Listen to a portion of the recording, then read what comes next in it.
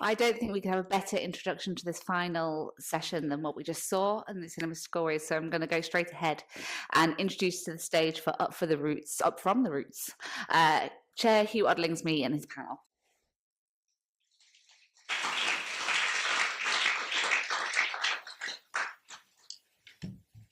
Hello, everyone.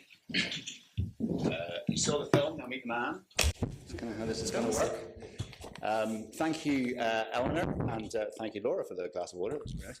Good timing. And thank you, and welcome all to this final panel session of This Way Up 2022, Up from the Roots, where we can discuss community, hear about projects that have taken place over the last 3 years.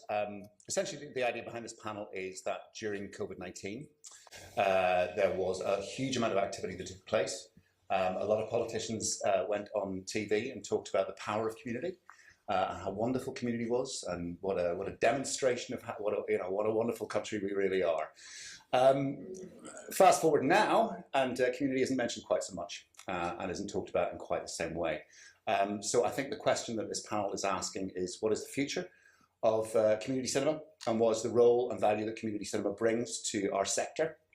We've asked that many times, but I think all of our experiences during the pandemic led us to kind of maybe reevaluate that. And I'm delighted to discuss this, that I'm joined by two wonderful practitioners. If you'd say your name and give us a little descriptor. I should say I'm Hugh Odlingsme, and I'm a white guy with brown hair. I'm Shona Thompson, and I am a white female with glasses, short brown hair, a unnaturally pink jumper today, and grey trousers. And I'm Kevin Lowe. I'm a 46-year-old man with short hair and a beard that I used to describe as dark, but they're now very grey.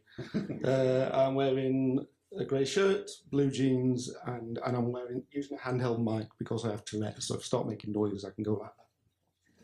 So, hello. And also you're a Zodiac Manowar fan, which is good to know. I very much am a Zodiac Manowar fan, yes. Not many of them around these days. No. How we're going to structure this is Sean and Kevin are going to talk about some of the experiences they had during COVID-19, some of the projects that they worked on, and then we're going to sort of discuss the issue, and then obviously there is Slido. Get your Slido questions into, I don't know who's managing Slido in this one. Eleanor is Queen of Slido for this particular session, and so we'll sort of kick around the subject. So Shona, maybe you'd talk about your experience with the Coalfields Regeneration Trust and how that kind of got off the ground. Yes, absolutely. So I work, as you see there, with Regional Screen Scotland, which is a cinema development organisation based in Scotland, and we run the Screen Machine, mobile cinema that goes around Scotland. And it actually started off with a conversation in RSS, short for Regional Screen Scotland, and it was about doing a creative regeneration project in partnership with the Coalfields Regeneration Trust. And that is an organisation that's UK-wide, and it's there to support the former coal mining communities in the whole of the UK, and they have a Scottish branch based in Kincardine and Fife. And so that conversation started, and they wanted to use archive and heritage as a way to give communities in Scotland their voice. And there's 88 former coal mining communities in Scotland. And so they approached myself, because I have a bit of a specialism in archive film and using the past to talk about the future and where we are as well at the moment. And that was in November 2019. Good 4 months later. Yeah, but the COVID hit. Mm-hmm. So we felt obviously nobody had the capacity in the communities, particularly, to be doing a creative regeneration project. However, it was built as a project in another partnership with Folk Film Gathering, which is a film festival that is based in Edinburgh and Glasgow, and it's pretty much what it says in the tin. It's showing folk films from all around the world as well. So the sort of like song collectors, the sharing of stories of traditions, of customs, of folklore as well. And so the conversation carried on about this project. Coalfields Regeneration Trust had an emergency funding project. So they were giving out £1,000 awards to coalfield communities. And of course, everyone in this room will know the amazing work that has been going on during the pandemic, whether that's been getting activity packs together or getting food parcels taken out to people. And so CRT wanted to then share those stories. And so I worked with another filmmaker, Anne Milne, and we made films. We made 16 films over one summer in 2020, and with 11 communities. And the communities themselves were making the films almost. You know, I'd learned how to record a telephone call because most folk were still in lockdown. We were working with vulnerable people as well, who were shielding. And also Anne was making socially distanced filmmaking workshops, so people were making the films themselves still. So we ended up with these films. We put them online in October 2020 because still we couldn't really come back together. Certainly the communities couldn't get back into their community spaces to do something like a screening. We had over 5,000 views of the films online. And finally, in 2022, because it was a big part of the project, and thanks to the funding being rolled over by Creative Scotland and Screen Scotland through Folk Film Gathering and also CRT, we were able to do the screenings of the films in the communities where they were made, which was just absolutely joyful to finally do that in 6 communities. We managed to do that across Fife, East Ayrshire, North Lanarkshire, and So West Lothian. within the old mining community? Yes, yes. Places where there was maybe already a community cinema, like Kelty, which is like one of the best in Scotland, but also places where there'd never been a community cinema too. So through funding from Regional Screen Scotland, we could actually start screenings, and there's still a few that are still continuing as well. So it was kind of like planting the seeds almost of a community cinema, I guess, in some respects, and it's growing. It's such a long-term thing, of course, but yeah, it's been great to see. Kevin, so a lot of people in this room will know about Leigh Film Society. Elizabeth's been to the conference before. Elizabeth, who you saw on the film there, but tell us a little bit about how you got involved in Leigh and sort of the timing of that. I got involved in November 2019. I've been volunteering in the community for about 10 years. I switched with my wife when she had our daughter. She did a year, then we switched, and I became a stay-at-home dad for 10 years. Did a lot of volunteering, then discovered Leigh Film Society. So I got involved with them then. Got involved with the screenings, got involved behind the scenes as much as possible, and then they also asked me to come on board with what at the time was called Project X, which was the Film Factory. And yeah, I've been involved since then. I'll tell you a bit. I'm not very good at talking about myself, so I'll tell you a bit about the society. You know, the Film Society was formed in 2013, and the purpose of it, since the very beginning, is to bring people together, get people talking, using film to create. We're talking about community. It's about creating community and being involved in wider communities. So that's the kind of thing that they did, and then I became involved, like I say, in 2019 with the plan. I got involved with the planning of the cinema, and then come March 2020 and the lockdowns happened, and everything went on hold. So you saw the film about the seats. They were stuck in storage for 2 years, gathering dust and things like that. But Leigh also, I mean, you know, there were initiatives that Leigh put in place immediately. You know, during the lockdowns, So we had the Orange Bags of Sunshine, which I'm sure some of you have heard about. They got talked about quite a lot, and that grew out of we have a classic film club once a month, which is basically the aim is to combat social isolation, which is one of the reasons I joined the society. It's something I struggled with. And so very quickly, it was Paul and Elizabeth mainly, they are the driving force, and very quickly realised that these people who had this thing once a month that they could come to, they could meet people, they could get out of the house and just spend some time, they didn't have it anymore, and we didn't know how long they weren't going to have it for. So Elizabeth got to work contacting as many of the people as she could, and just saying, how are you? you want to chat? Do you want some DVDs? We've got lots of DVDs if you want to borrow some. And a lot of people said yes. So they put it together, a bag full, 5 or 6 DVDs. They put a chocolate bar in there, a bag of sweets, and just take it out, drop it on the doorstep. And it grew. It started with just the people who came to the Classic Club, and then it went to other people heard about it. Care homes got involved.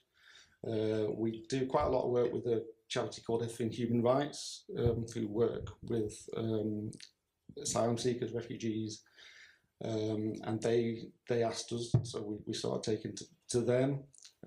Through that, we realised that there's quite a lot of people who don't have the means to watch these films. They don't. They use the term digital poverty. I think not everybody can stream. Not everybody has a DVD player. So we put a call out for people who could donate that kind of technology, and we got that, and the community really pulled together, and it was just like I say, they called it Orange Bag of Sunshine, and it was taking a little bit of light into people's lives, and it really took off. Was the feedback good from the people? The feedback was amazing. Yeah. Throughout, it got all over the place. People heard about it. But obviously, it was a way for us to stay in contact as well with the audience. It's a two-way thing. It's always a two-way thing. If you put films on, you can't do it if people don't come. And like I say, the reason we exist is to bring people together. So we want to stay in contact with them throughout things like that. And I suppose with Project X, as you called it, was that like the secret code name? Did people kind of, I think it just sounded a bit cool, because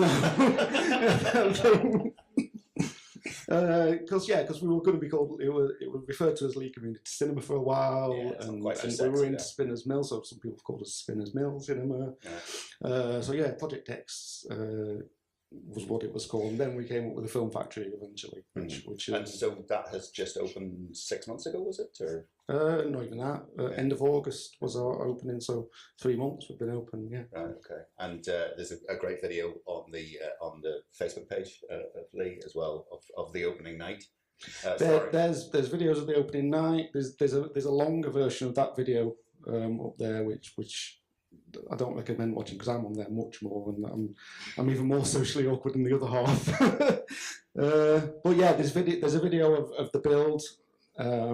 We tried as much as possible to document it all the way along, because I was saying just outside, it's quite important that we've given the audience and the people of Leigh a kind of a sense of ownership of the place. It is Leigh's independent cinema, and we want them to know that they are welcome to come. So it doesn't matter what we're showing, whether we show a big film like Elvis the other month, or whether we're showing something that's possibly more challenging or less, or the kind of film that's not going to turn up at the Cineworld. It doesn't matter whether you've experienced that before. We want you to come, and I think one of the best ways of getting people to know they can do that is to say, this is your space. It's not we built it, but we built it for everybody. Well, that's maybe moves us on just in terms of the kind of lessons that we learnt as a sector from COVID-19. I mean, did you, the experience you went through with the Coalfields Regeneration Trust, but also, your work with Regional Screen Scotland and things like that. Do you think that people recognised the benefit of community cinema and how directly it can engage? Yeah, absolutely. And I think even just from the amazing work that you guys have done, recognising the importance of buildings and the importance of a building to bring people together and where cinema can happen as well. I mean, we learned that so much in RSS during the pandemic, of each phase of the lockdown, trying to figure out whether community centres and community spaces could be open. Because it didn't come under any category that the Scottish Government was putting out. There was church halls, there were schools, there were cinemas, thanks to like UKCA and Screen Scotland lobbying the government to say, look, what is the deal here with cinemas? But you couldn't technically say a community cinema happening in a community space. So community centres weren't actually addressed in many of directly. So we couldn't give out advice and folk, and so then it ended up being with the local authority, and then you're like, okay, local authority. That's a whole other conversation. Then you're dealing with like 32 of them. Yeah, you said the red tape maybe slowed it down slightly. Yeah, well, they were under so much pressure too, and of course there was like they were being used for vaccine and spaces as well. So you had to really respect that, obviously. And did you find that you mentioned about the kind of importance of venue or building? Did you find that kind of people being cut off from their building was an issue for a lot of the community cinemas and a lot of the people you work with? Yeah, that they it's somewhere to go to.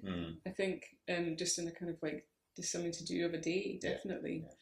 And in the coal mining communities, of course, the miners' welfare was the heart of the place, and it was always located in the heart of the place, next to the co-op. It's where everyone would congregate, and it's where a lot of the help started, and the good work was happening. So they were filling the bags to get them out. So again, their space was being used, and so community cinema was an option. But definitely doing it in 2022, that was the earliest we could definitely do it. And there was a great response.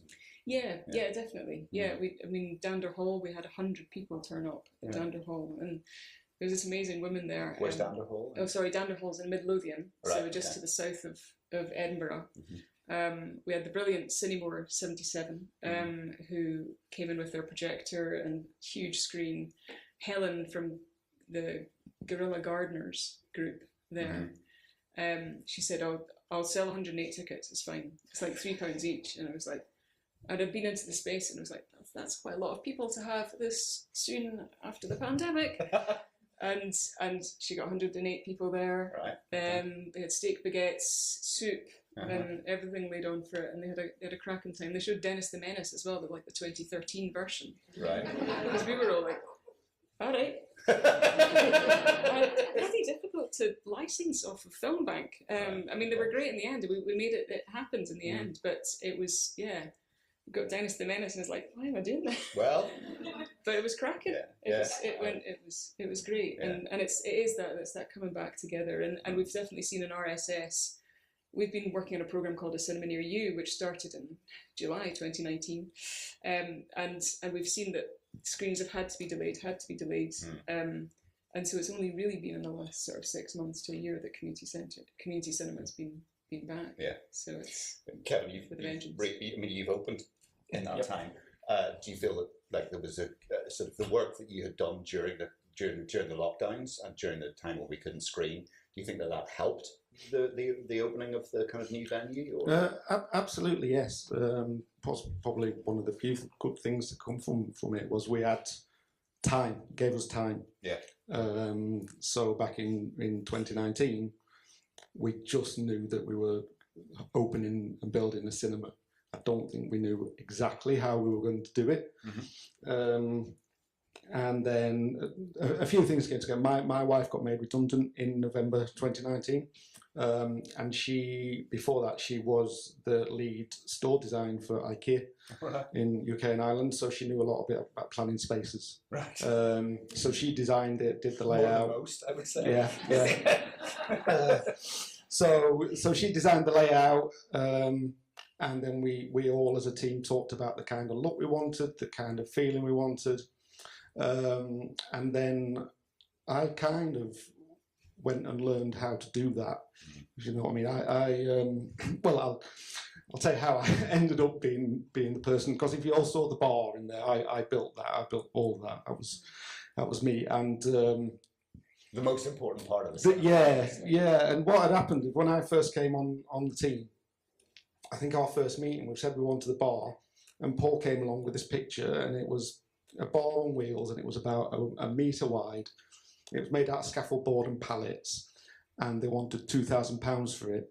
And they were seriously talking about how we're going to raise the money to get that. And I'm like, we're a charity, we can't spend £2,000 on a pallet wood bar. And I'd always been a little bit handy, you know, I can put shelves up, and I made planters and things like that. And I stupidly or geniusly, I don't know, I said, I'm sure I could build a bar.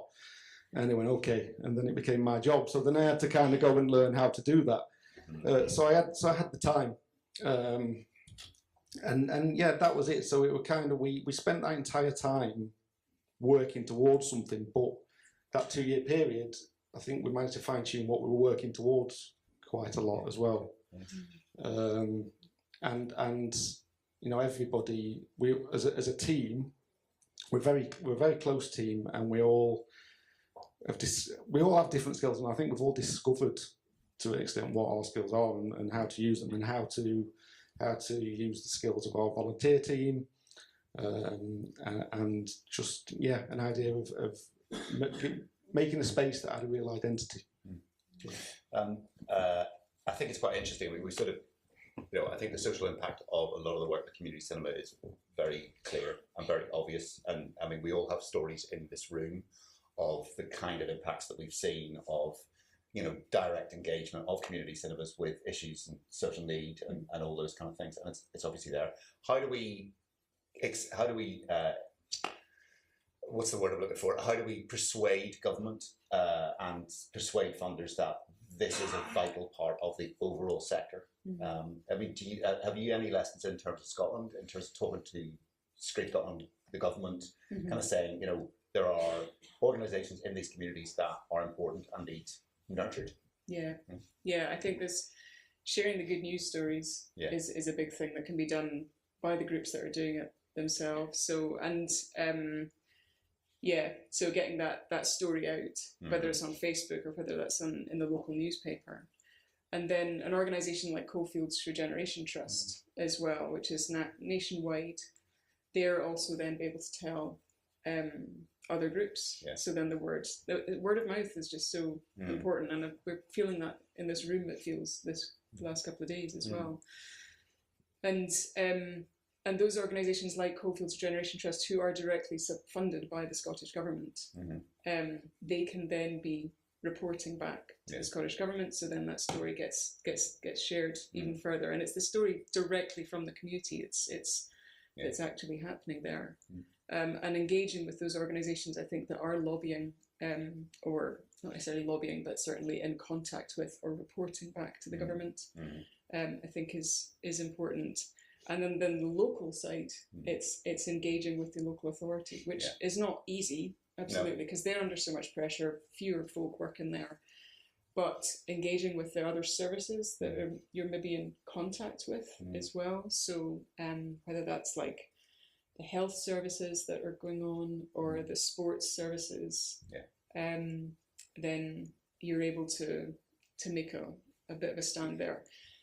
The Scottish Government have got their framework of planning, which just could be really bore the pants off you, but we have to have local place plans that they're wanting community groups and development trusts to put local place plans together formally, and we need to have cinema in there alongside the cafes, the shops, the sports centres, the churches, the schools, and so we try and advocate for that in RSS, and also CRT are doing similar. So they go into communities and they work with the community to put that place plan together. Sorry, the Coalfields Regeneration Trust.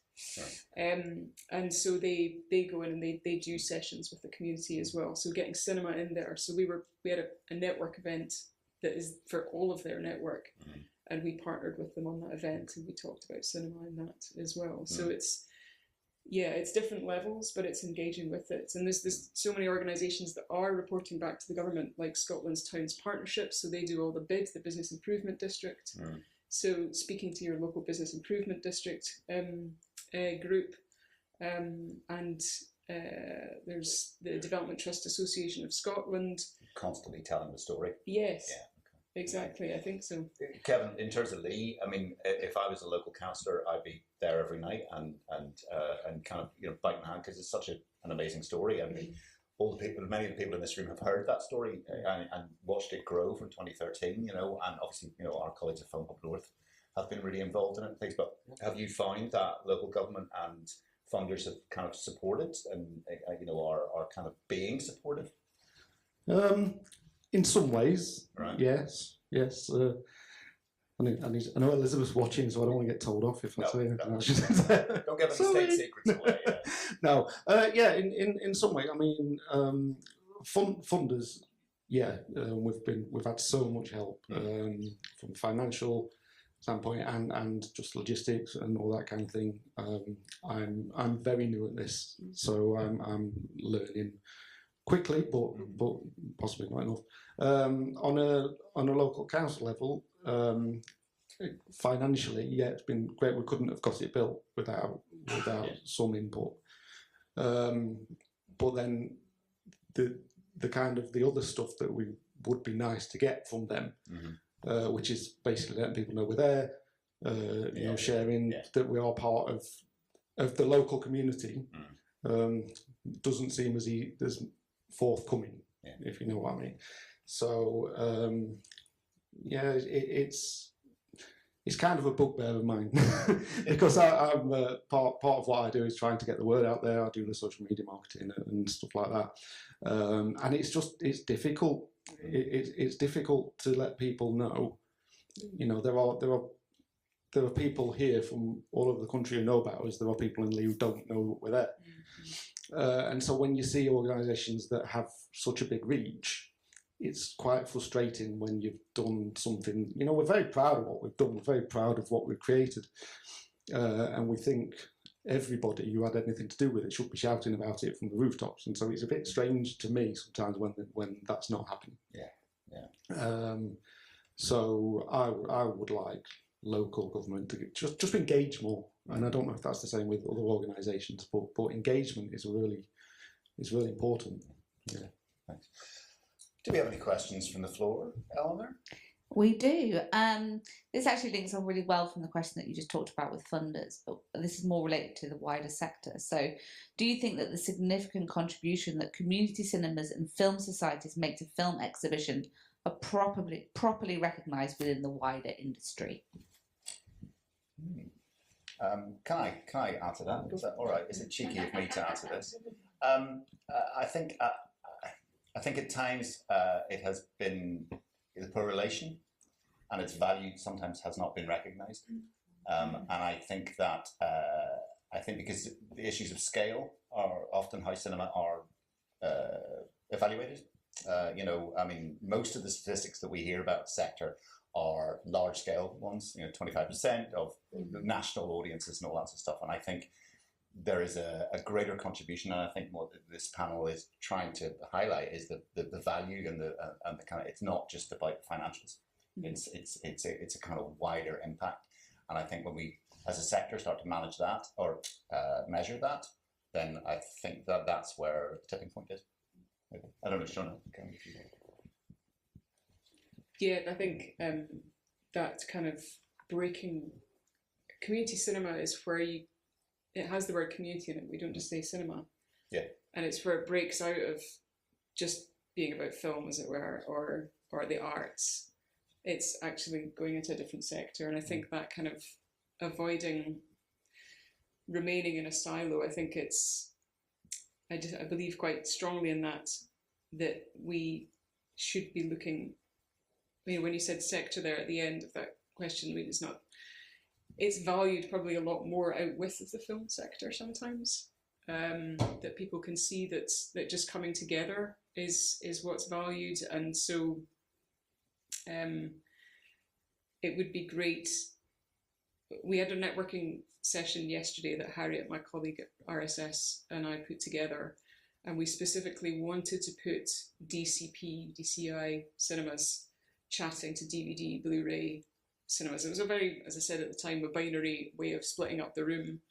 But we asked folk to look at their role in the community, in their own communities, and what barriers they found. And looking at the post-it notes afterwards, it was a lot about growing audience. And there's such a potential there for different sizes and formats and types of cinemas to work together to reach different types of funding, and also to reach different types of people as well, I think, audience-wise, and to really connect. I don't know do you connect a lot with other cinemas in your area? Not really. There aren't many, in the area, no. Yeah. So no, it's not something that I mean, I'd look at what others are doing. Yeah. But no, it's not something I'd like to. If anybody wants to get in touch with me. If you're in the Leigh area, give them a shout. Any others? Yeah, this is a question about volunteers. Obviously, community cinema quite often thrives on volunteers. So, how do you get younger volunteers involved? It's difficult, but not impossible. So we did we did a work placement from a local high school recently, a week work placement. And because we're not a full-time cinema, there's not much work for them to do. So they got set a project to basically set up to program a week to talk about cinema, to how would we bring in a younger audience, and what films they would program. And it astonished me that the work that they did. It was such a rounded program, and they thought everything through, and we were hoping, and we do hope that they will end up getting in touch and doing volunteer thing. But I think that's the way you have to do it, is to aim it at them. It's not a case of just saying we need volunteers. Oh, and if you're young and you like cinema, come along. You've got to give them something that they enjoy doing. Yeah. I think I went off on a bit of tangent. Well, I think it's also about. I mean, Shawnee, you were saying about your favourite experiences about doing this kind of job. Yeah. Yeah, definitely. Yeah, because it was in Auchinleck in East Ayrshire where we screened one of the films, and it just really struck me when you're saying that. So in Auchinleck they have a community cinema where they make it. It is primarily for kids, basically from sort of age 5 upwards to like about sort of 16 or 15, and you don't have to come with parents. I think over the age of 12 you don't need to come with your parents, so they totally just turn up, and it's an area of low income. There's not a huge amount going on other than the football team, which is really popular, but and they do it in the local community centre, which is huge. They've got a massive screen. And it's great. We showed Clifford the Big Red Dog and the short film that was being made, and like halfway through every screening, film stops, everyone gets hot dogs. That's how it works. Everybody likes a hot dog. Doesn't matter what's happening, stop the film, and the buzz in the room was great, and also the volunteers that were working it were youth workers really in many respects, but they were young. The guy who was doing the MCing was like the most confident young guy I've ever met, and he was like, I think he did it at the football as well. He was brilliant. He just does the kind of like MCing, and I think they could really see them having a responsibility and a role there, and they was very much encouraged. I think part of it will go back to what I was saying before about ownership of the place. As long as you make the space or the organisation or whatever, as long as you make that welcoming to everybody and let people know that there is something for them there, whoever they are and whatever age, it's getting them through the door first, and then getting people to volunteer. One thing I try to do when people volunteer is basically say, what do you want to do? What are your skills? We have certain roles that we need fulfilling, but if you've got skills that we will think we can use, we will try and use them. If you're interested in social media, then you can take over from me, because I'm a mid-40s-year-old man who doesn't really know what he's doing, but I'm doing it at the minute. So it's just giving them things, making people feel valued. Yeah. That's a massive thing. I think the ownership. I mean, we were talking about ownership outside, about kind of audience feedback, and like you're doing some programming, kind of collective programming through the audience and what they'd like to see and things like that. I mean, one of our community cinemas, the Sainted Newcastle Community Cinema, which I mention that every this way up, but they do loads of audience stuff, but they've also started like young programming panels now, because they got loads of young volunteers and didn't really know what to do with them, so they're now giving them a strand of the program to actually program and see what 17-year-olds actually want to watch, and things like that. So mostly it's horror, seemingly. There you go. Do we have time for one more? Yeah. Yeah. Kevin, this one's for you. Did you and the team take inspiration from other community cinemas or ask others for advice with regards to Project X? Yes. My first This Way Up was the online one, and the cinema stories that they did then was fantastic, and that was before we started the build tour. So I'm very nostalgic for cinema. I like the idea of I know it's a bit strange, but this whole golden age and the Art Deco thing, and so I love that. So I tried to get this design. Well, there were two influences for the design. So there was the nostalgia of cinema, but then also the place. Wanted to really get a sense of the place, because if you don't know, our cinema is in a 100-year-old mill. We're on the 4th floor of a mill that was taken over by a preservation trust, and it's been divided up into a lot of units. So although a lot of the original character is there, some of it is hidden. So we wanted to create a space that was modern, and obviously with the auditorium is that, but we also wanted to give it something that had a sense of the space that it used to be.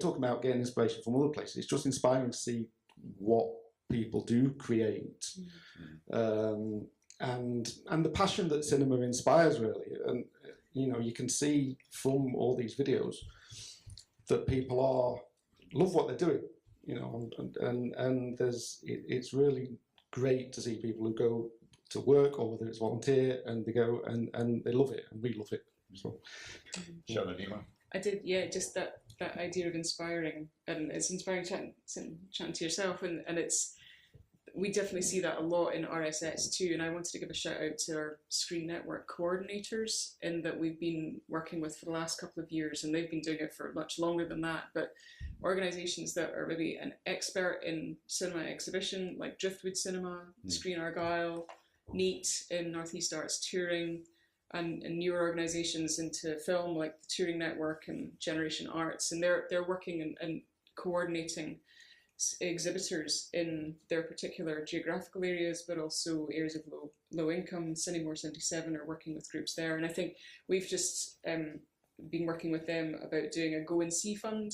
So for volunteers or people who work in organisations that are really wanting to do screenings, can go out, and we support them, their train tickets and their event tickets, to go and be inspired and to go to somewhere and see what community cinema could be, because there's some cracking examples in all of those networks that are going on, and across Scotland definitely, and of course much wider. And it's just having that inspiration, I think, is worth a lot as well. All right, well, thank you very much, everyone in the room, and thank you all those watching at home. Thanks to Eleanor for the Queen of the Slidos, thank you. And but most of all, thank you very much for my guests, Shona and Kevin. Thank you very much.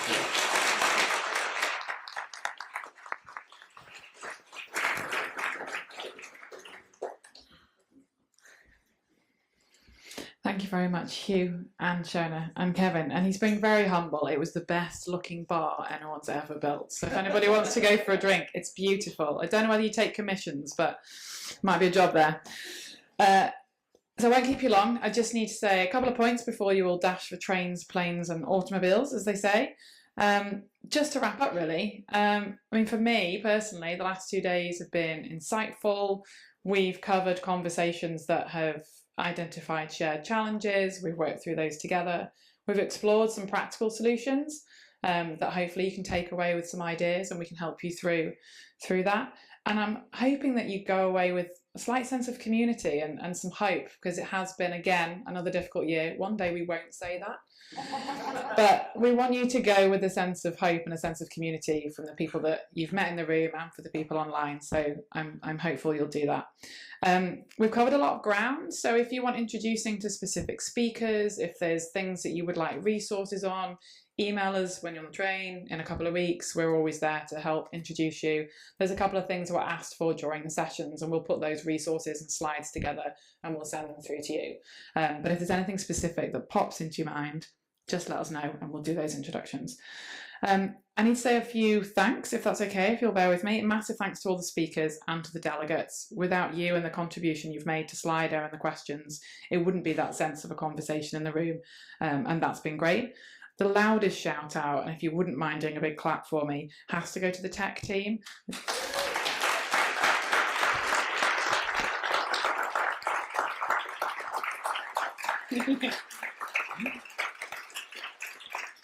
We've put them through the mill and they've been great, and that includes the amazing Laura on the front row, who is just, thank you.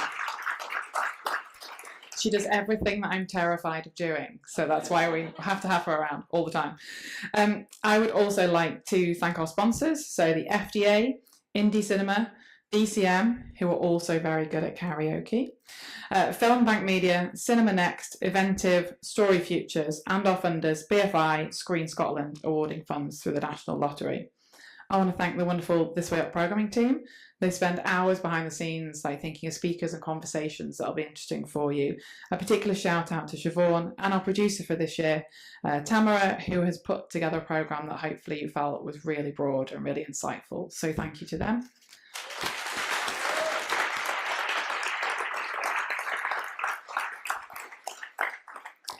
Thank you to our hosts, the DCA. This is a beautiful building. I've really loved spending 2 days in it. So thank you to Beth. Thank you, David, especially in your new role. Good luck with it. Simon Lewis, Stephen Sinclair, Pauline and Stephen Catering. You've done a great job. Thank you so much.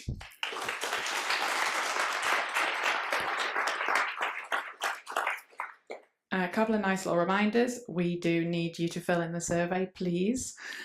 You will probably be thrust a QR code on your way out. You don't need to do it now, but just scan it, and when you've got some time waiting for hopefully not a delayed train, if you could give us your thoughts, it helps us with, obviously with funding, but actually just what you want to see from this in the future. So please do if you can. Keep your badge if you're hanging around. You get 10% off in the shop, which is very exciting because it's a lovely shop.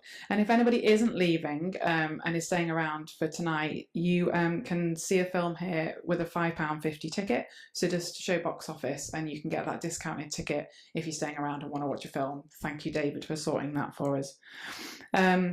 Two last things before I mic drop, although I can't drop this one. Drinks in the bar for anyone whose train or plane isn't for a while. So we're going to be meeting in the meeting room upstairs, and drinks on us. Come and have a drink before you leave. And I'm going to finish by stealing a little sentence from one of our panels. I hope to see you in the future, and especially I will see you in the Dream Palace. Thank you.